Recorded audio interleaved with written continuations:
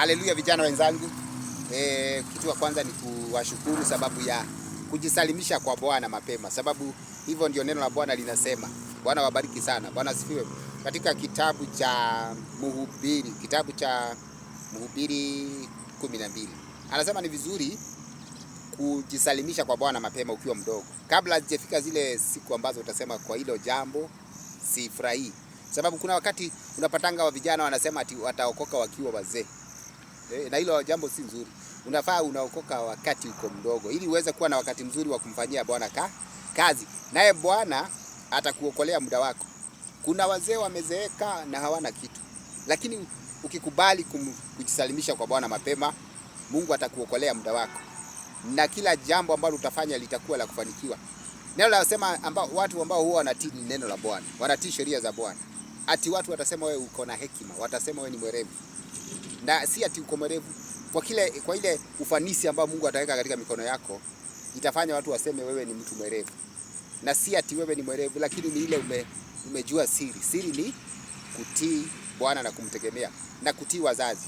Sababu saa zingine unapata kijana akiwa mkubwa akiona wametoshana na mzazi, anakosa kuheshimu mzazi. Unapata anakosa baraka za mzazi.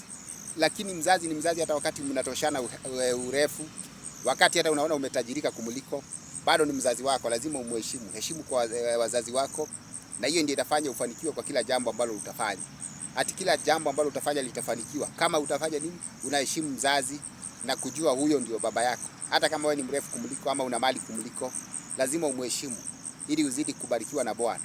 Na ile mambo ya kukosa kufuata maagizo ya marafiki ambao si wazuri. Unakaa ukijua ati lazima uongozwe na neno. Lazima uongozwe na neno kama Yusuf vile alifanya. Tusiingie katika roho ya usherati, tusiingie katika roho ya kupenda anasa kumliko Mungu, lakini tumtafute Bwana wakati anapatikana. Kuwa mtu wa kanisa, na katika kanisa utafute pahali ambapo utashikilia. Usikae tu hivyo, lakini uwe mtu ambao anatafuta pahali ambapo anashikilia katika kanisa.